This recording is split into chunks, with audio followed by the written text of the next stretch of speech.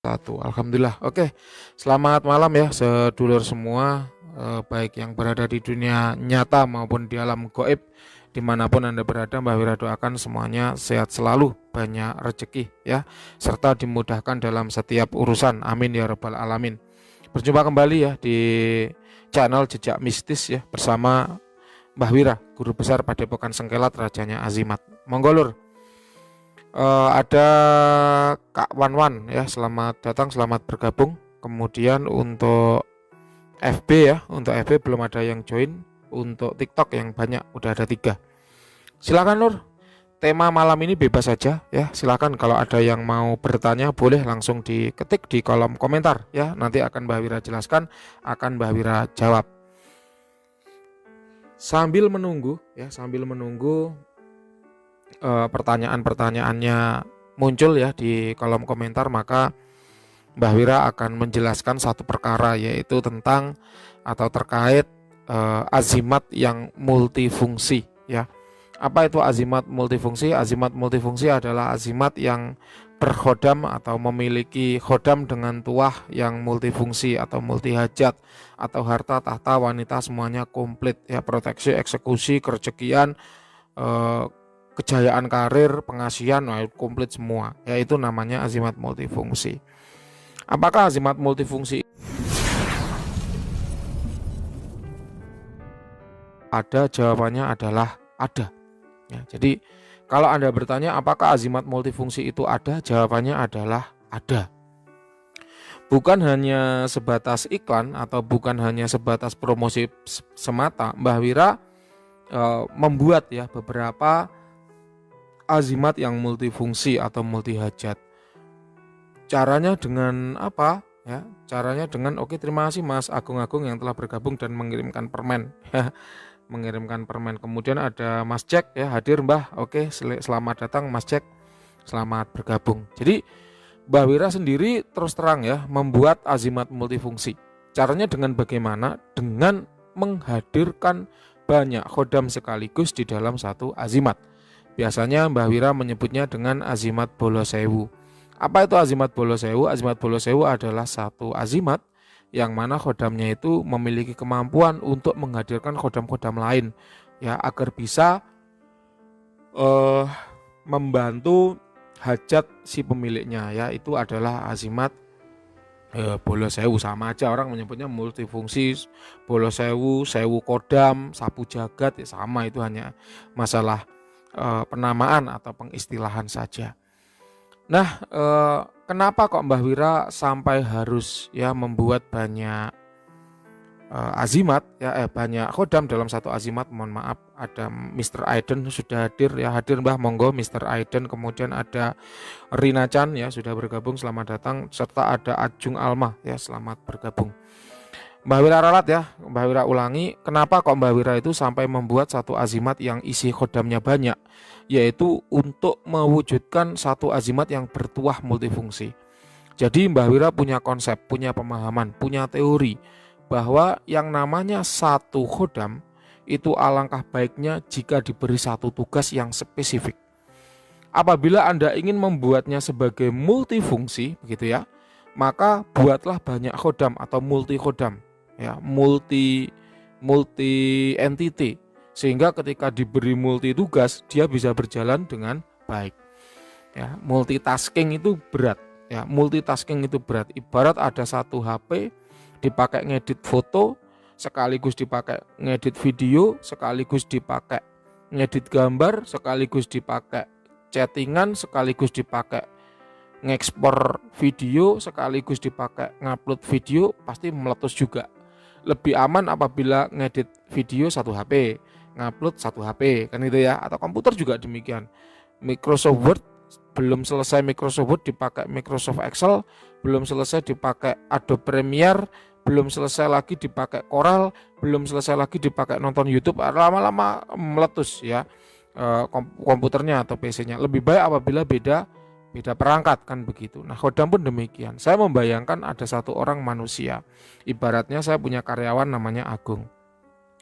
Agung ini saya suruh jaga toko. Jaga toko belum selesai Mas Agung, kalau nanti jaga toko nganggur, nggak ada pembeli, sambil ngepel sama nyapu ya, gitu kan. ngepel nyapu belum selesai baru ngangkat air dalam ember. Mas Agung, nanti jangan lupa ya, itu etalasenya disulai sama dilapi biar bersih. Ngelapi belum bersih sambil jaga toko, ada pembeli datang sambil ngedoli pembeli, saya teriak lagi, Mas Agung, jangan lupa loh ya, pembukuannya kalau ada transaksi dicatat. Kemudian uang-uangnya disimpan, dibeda-bedakan masing-masing, pecahannya 50, 50, 100, 100-an di dalam laci gitu kan. Alah, masih ada beli 30.000, masih nyari kembalian 70.000, uangnya 100.000 gitu kan, masih nyari kembalian belum ketemu. Saya teriak lagi, Mas Agung, jangan lupa ya, barang yang laku dicatat di buku, kemudian kalau habis langsung di restock, hubungi langsung ke pabriknya. Apa yang terjadi sama Mas Agung? Mutung ya, bisa-bisa yang nyuruh langsung diperkul kepalanya terus pergi kan gitu. Jadi khodam pun demikian. Apabila satu khodam itu diberi tugas yang banyak sekali ya bisa saja sih multitasking, tapi tentu hasilnya tidak akan maksimal. Beda dengan apabila satu khodam mengerjakan satu tugas. Mas Agung jaga toko ya gitu kan. Terus kemudian Mr. Aiden, kalau Mas Agung jaga toko, maka Mr. Aiden yang bersih-bersih ngelapi etalase gitu kan. Kemudian ketika Mr. Aiden ngelapi etalase, Mbak Rina jangan lupa kalau nganggur dicatat ya, ready stock ya apa saja, yang habis apa saja, kemudian hubungi ke pabrik. Lah kan beda gitu lah. Ya, akan beda. Terlebih lagi kalau tugasnya cuma satu, yang kerjakan banyak. Mas Aiden, Mas Agung, Mbak Rina, ini ya semuanya membantu ngecek stok ya. Jadi kalau ada stok yang habis supaya ketahuan. Nah itu beda lagi cerita gitu loh ya. Jadi Mbah Wira selalu menanamkan prinsip bahwa satu khodam satu tugas. Kalau bisa satu tugas khodamnya banyak supaya gotong royong sehingga tugas itu cepat selesai. Ibarat kita akan melaksanakan suatu tugas yang berat, maka ketika pasukannya banyak tugas itu akan terasa ringan ya. Jangan pakai prinsipnya PNS ya. Prinsipnya PNS itu seberat apapun tugas akan terasa ringan jika tidak dikerjakan. Jangan ya. Seberat apapun tugas akan terasa ringan jika banyak yang mengerjakan. Kayak gitu loh ya. Itulah kenapa ada bolo sewu. Nah, termasuk untuk tugas-tugas penting ya seperti proteksi, kemudian eksekusi ya, pagaran diri dari serangan dukun, kemudian menyerang dukun dalam sebuah peperangan gaib. Itu kita butuh banyak sekali pasukan. Dalam sebuah perang gaib ya, waktu itu Mbah Wira membackingi guru ya, guru Mbah Wira sedang melindungi seseorang yang dipelet orang gitu, jadi menyembuhkan klien yang kena pelet gitu. Kemudian karena sembuh, dukunnya nggak terima, kemudian nyerang gurunya Mbah Wira. Kala itu gurunya Mbah Wira menghubungi beberapa murid ya, kemudian bilang begini, Mas nganggur nggak hari ini? Kalau nganggur minta tolong dong, ayo bantu saya menyelamatkan orang ini sedang disantet oleh dukun dari Jawa Tengah, dari daerah Dieng sana. Oh nggih Mbah Guru. Apa yang Mbah Wira lakukan? Mbah Wira mengirimkan sepasukan khodam dengan bantuan Asma Awan ya. Asma Awan sendiri berarti pasukan. Jadi Mbah Wira datangkan pasukan, kirim ke sana. Habis mati kirimkan lagi, habis mati kirimkan lagi, habis mati kirimkan lagi. Kala itu Mbah Wira bersama beberapa teman juga sesama murid ya mengirimkan dukungan untuk guru, dan peperangan itu benar-benar luar biasa ya. Angin berhembus kencang, kemudian sama gurunya Mbah Wira divideokan. Setelah divideokan disketsakan gejala Paninggalu, kelihatan ramai sekali isinya. Gitu lur ya. Jadi jangan salah bahwa untuk satu tugas yaitu apa? Perang gaib. Pasukannya butuh banyak. Ya, padahal hanya satu tugas loh ya, perang. Tapi pasukannya butuh banyak. Itulah yang Mbah Wira maksud bahwa apakah azimat multitasking itu ada? Ada. Apakah azimat multifungsi itu ada? Ada. Apakah azimat multi benefit itu ada? Ada. Bagaimana kinerjanya? Mbah Wira lebih menyukai azimat yang spesifik. Katakan satu azimat isinya 3 khodam hanya khusus untuk kerejekian saja. Itu akan jauh lebih baik daripada satu azimat isinya 3 khodam disuruh kerejekian iya, buka pasar iya, proteksi iya, eksekusi iya, kepekaan batin iya, pengasihan iya. Waduh, itu nanti capek khodamnya. Ya. Sebagaimana murid Mbah Wira dulu yang penghasilannya 700 juta sebulan itu. Itu khodamnya satu disuruh macam-macam. Akhirnya karena Mbah Wira bertugas membackingi ya, akhirnya Mbah Wira kerahkan beberapa pasukan elit yang mana memang dia sifatnya bolo sewu untuk membantu hajat dia. Ada yang buka pasar, ada yang proteksi, ada yang menarik kerejekian, ada yang mempertahankan pelanggan ya.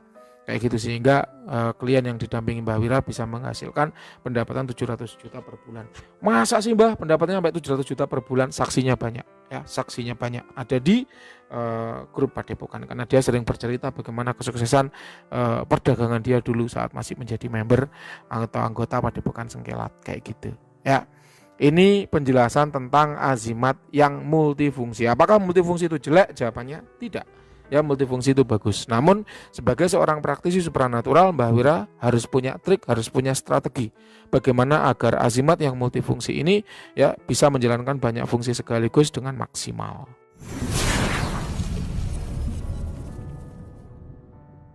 Ya, kayak gitu ya lor ya. Oke, apabila Anda tidak menginginkan azimat yang capek gitu ya, maka alangkah lebih baik apabila menggunakan satu azimat khusus untuk tugas tertentu kayak gitu.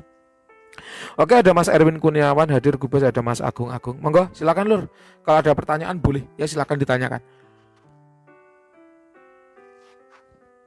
Ini Mbah Wira udah mulai mengantuk ya, padahal malam ini ada kiriman perdagangan ya, bisnis.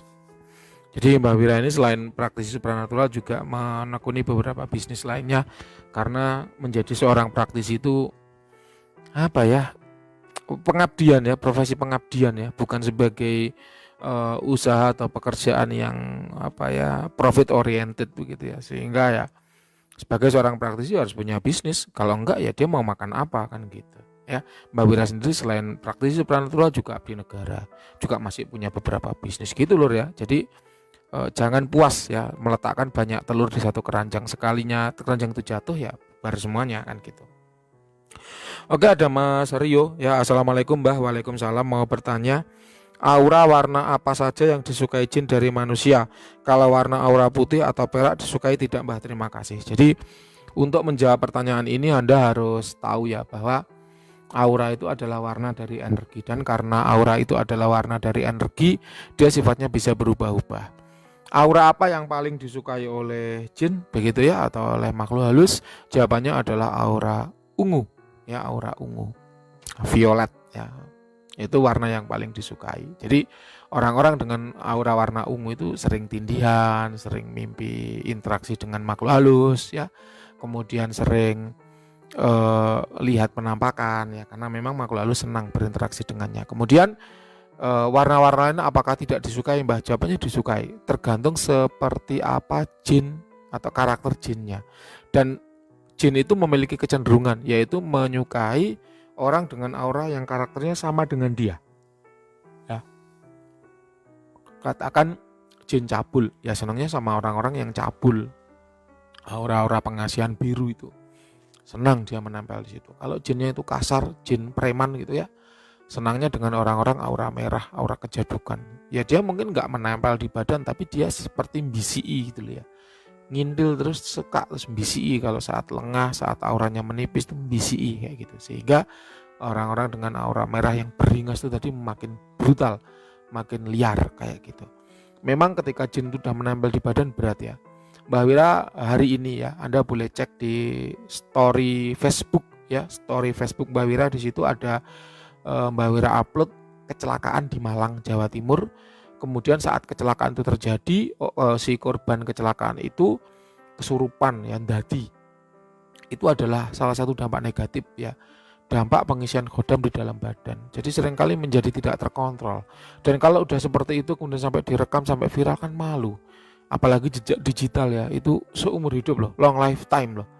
Alangkah lebih baik kalau kita meletakkan jin atau jin pendamping atau khodam itu di benda, sehingga ketika kita sedang tidak membutuhkannya bisa kita taruh gitu. Bukan di badan, kalau di badan kan nempel terus kayak gitu.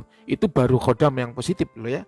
Belum kalau jin-jin liar yang menempel secara negatif itu wah luar biasa. Jadi jangan senang ketika kita ketempelan jin ya. Aura putih itu adalah aura spiritual yang kuat ya. Aura perak itu juga aura spiritual yang kuat. Orang-orang dengan aura perak disukai oleh jin-jin yang memiliki spiritual yang bagus. Itulah kenapa para kiai, para ulama itu juga punya santri dari golongan jin. Jangan dikira kalau udah kiai, ulama, ya wali gitu kan, orang yang tingkat spiritualnya hebat, luar biasa, bagus, taat agamanya, taat ibadahnya, kenceng, agamanya lurus ya, prinsip aturan agamanya, kemudian jin-jin pada takut. Enggak. Jin ya suka, tentu yang jin yang seirama atau senada dengan dia. Ya jin-jin muslim yang memang dia ingin belajar dari kiai tersebut, dari ulama tersebut. Saya masih ingat ketika saya dulu belajar ya, tenaga dalam pertama kali di guru saya, ya Al-Hikmah alirannya. Kalau pulang kan jadi gini, Mbah Wira dulu belajar Al-Hikmah itu kan di Padepokan Pusat, ya. Padepokan itu punya banyak cabang, ya. Tapi Mbah Wira belajar di Padepokan Pusat bersama guru besarnya, namanya Abah Sunaryo. Nah, Abah itu punya kecenderungan ketika kami para murid-murid khusus ini belajar di pusat, Abah itu pagi datang ngelihat sebentar ditinggal gitu kan, para senior-senior atau senpai ya yang ngelatih.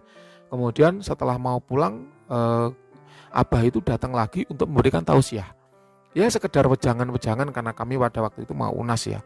Perbaiki akhlak, perbaiki ibadah, puasa itu gunanya untuk ini, ya kepekaan batin itu gunanya untuk ini. Apa itu banyak memberikan tausiah kayak gitu. Dan ketika kami dulu diberi tausiah oleh apa ya banyak ya makhluk-makhluk halus yang menyimak gitu di atas pohon, ada yang di emperan rumahnya orang gitu ikut hadir dan itu kerasa.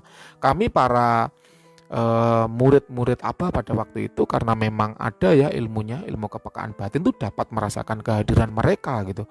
Jadi jangan salah bahwa seorang ulama sekalipun gitu kan, ya dia tetap disukai jin. Tentunya yang menyukai itu adalah jin-jin yang setipe dengan dia. Kalau dia adalah ulama ya jin yang menyukai ya jin-jin aliran Islam, ya jin-jin muslim yang memang dia ingin belajar agama. Itu ya, jadi jawabannya seperti itu Mas. Putih atau perak itu adalah orang yang memiliki tingkat spiritual yang tinggi. Kemudian ada Mas Teptra ya hadir, Mbah, apakah khodam dari Mbah Wira bisa ditarik orang lain? Nah ini ya, bukan hanya khodam dari Mbah Wira ya, khodam dari manapun tuh bisa dibunuh oleh orang lain, bisa ditarik oleh orang lain, bisa dicuri atau dikunci paksa oleh orang lain, ya, bisa disakiti juga oleh orang lain. Kenapa? Karena khodam itu adalah makhluk. Yang namanya makhluk bisa dibunuh, disakiti, dicuri, ditawan, diculik, bisa. Kalau ada praktisi mengatakan, azimat saya aman gitu kan, anti penculikan gitu kan, dijamin permanen selamanya tidak akan bisa dibunuh orang. Boleh Anda fotokan, Anda tunjukkan ke Mbah Wira. Akan Mbah Wira bersihkan dengan asma kilat. Ya, boleh kalau ingin ngetes. Gitu loh ya. Jadi bukan Mbah Wira nantang, bukan. Tapi ini adalah sebuah pembuktian bahwa yang namanya makhluk itu sekuat apapun makhluk pasti ada batasnya. Karena di atas langit masih ada langit. Mbah Wira tidak mengatakan bahwa Mbah Wira ini ahlinya ahli. Seorang praktisi super hebat, maha hebat. Yang azimatnya itu bersifat paten permanen. Khodamnya itu immortal, tidak bisa mati, tidak bisa diculik, tidak bisa dibunuh. Mbah Wira tidak akan bicara kayak gitu. Kenapa? Karena Mbah Wira sadar di atas langit itu masih ada langit. Khodam Mbah Wira bisa dibunuh orang. Dan Mbah Wira pernah menjumpai azimat buatan Mbah Wira yang kosong. Jadi pada waktu ada orang nerawang gitu kan, sebuah azimat, kemudian Mbah Wira terawang, kemudian Mbah Wira bilang kosong Mas. Ini sudah Mbah Wira cek dengan 3 metode, ini kosong. Kemudian orang itu masih mengetik begitu kan. Mbah Wira jawab, Anda boleh protes gitu kan. Meskipun ini azimat buatan Mbah Wira sekalipun, tapi azimat ini kosong. Berarti ada yang terjadi dengan khodam pada azimat ini. Entah dia mati dalam tugas melindungi Anda, atau dia mati dalam tugas ketika Anda afirmasi dia untuk mengurus sesuatu. Ketika Mbah Wira enter, ya 1 detik atau 2 detik kemudian orang itu membalas bahwa azimat ini buatan Mbah Wira loh, masa kosong gitu kan. Mbah Wira tinggal jawab, iya Mas kosong, sudah Mbah Wira jawab di atas. Jadi meskipun itu buatan Mbah Wira, kalau memang kosong ya Mbah Wira katakan kosong. Tapi Mbah Wira tidak pernah menjual azimat kosongan kepada pemahar. Kenapa? Karena azimat Mbah Wira ada sketsanya gitu ya. Jadi Mbah Wira mengatakan bisa nggak azimat Mbah Wira dibunuh? Bisa. Bisa nggak disakiti? Bisa.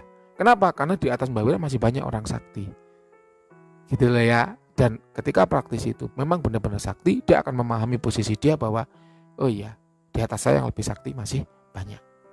Gitu ya. Karena sifat dari padi, dia ketika semakin berisi, dia akan semakin menunduk. Bisa dipahami ya Lur ya. Oke, kemudian selamat datang Mas Rafli Ayubi, kemudian Mas Ahmad Agus Wahyudin serta Mas Noyo Sadewa hadir Mbah, nyimak rumiyin, monggo-monggo.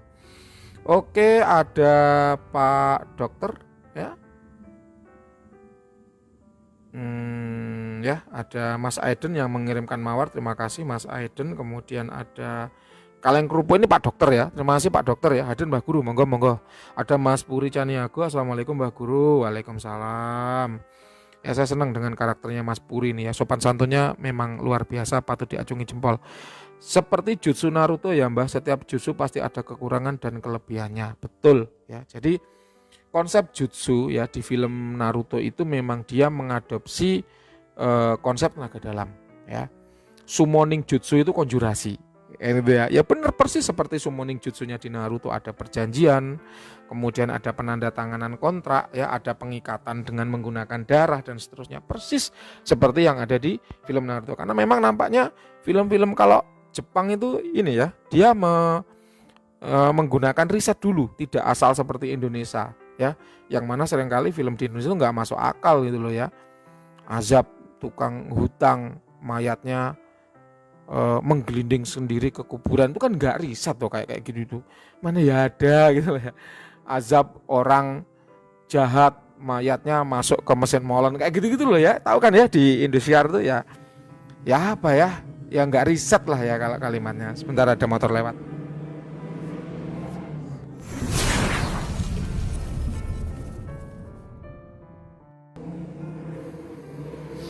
Ya, jadi film-film Jepang ya, anime itu bagus ya, karena dia risetnya bagus. Kalau untuk konjurasi itu ya, yang Mbah Wira suka ya, selain ada Naruto ya, karena konsep cakranya itu masuk banget ya dengan summoning jutsunya. Kemudian film Aono Exorcism ya. Di Aono Exorcism itu ada salah satu kemampuan eksorsis untuk memanggil makhluk halus mendampingi dirinya. Semakin kuat yang memanggil, semakin kuat juga yang datang. Tapi semakin ragu-ragu yang memanggil, semakin ragu-ragu juga yang datang. Ya Anda bisa browsing itu, Aono Exorcism itu bagus karena memang konsepnya ngena banget dengan konsep-konsep konjurasi kayak gitu ya. Oke, ada Pak Dokter mengirimkan tanda suka, terima kasih Pak Dokter. Kemudian ada Nana Badas ya, sudah pulang terawih kah Mbah? Jawabannya sudah ya. Kemudian ada Mas Ken hadir, sukses selalu, terima kasih Mas Ken. Oke, itu Lur ya. Oke, makasih Pak Dokter atas mawarnya. Waduh ya, Mbak Wira seneng ya kalau ada yang mengirimkan gift ya. Ya Mbak Wira apa ya, manusiawi lah ya, masih punya keinginan, masih punya kebutuhan. Kalau ada yang ngasih hadiah ya senang. Mbak Wira tidak akan bilang tolak gratifikasi, oh enggak ya. Mbak Wira kalau dikasih ya terima-terima aja, kenapa menolak kan gitu. Oke, kemudian ada Mas Aji Saka ya, Kebumen hadir, Mbak Wira sukses selalu. Oke, terima kasih Mas Aji Saka. Ada Mas Jack, kodam dari Mbak Wira yang umur 1000 aja tuah dan kekuatannya seperti itu, apalagi yang umur 50 ribu tahun kayaknya ya, tidak bisa dibayangkan, pasti satset ya. Kodam-kodam 50 ribu tahun ya, itu dulu pernah Mbak Wira gunakan untuk mendampingi itu. Kalau anggota Padepokan pasti tahu yang Mbah Wira sebut dengan Yunowu ya, dia yang namanya tidak boleh disebut, yaitu dulu mendampingi dia, sehingga ya Anda bisa tahu lah ya, sebentar-sebentar beli Innova baru, sebentar-sebentar beli rumah baru yang ada patung kudanya, sebentar-sebentar beli kos-kosan, terus apalagi mau buka bisnis gitu kan ya gitulah ya. Kodam 50 ribu tahun memang luar biasa. Jadi ya terlepas bahwa kehebatan, rezeki, ya jodoh, kematian itu asalnya dari Tuhan, asalnya dari Allah. Tapi ketika kita punya tim kerja yang hebat, maka kerezekian kita juga akan terdongkrak kayak gitu. Ya persis seperti itu. Jadi ketika kita punya tim kerja yang hebat, maka kerezekian kita juga pasti akan terdongkrak ya. Oke, terima kasih Mas Jack. Kemudian ada Abu Ravana ya, ikut nyimak, monggo silahkan. Kemudian oke, ada ramai anak kecil di sini, banyak ya. Sekiranya itu dulu yang bisa Mbak Wira sampaikan, nanti daripada live-nya terganggu dengan suara-suara yang ya kurang kondusif. Terima kasih bagi sedulur semua yang telah menyimak ya.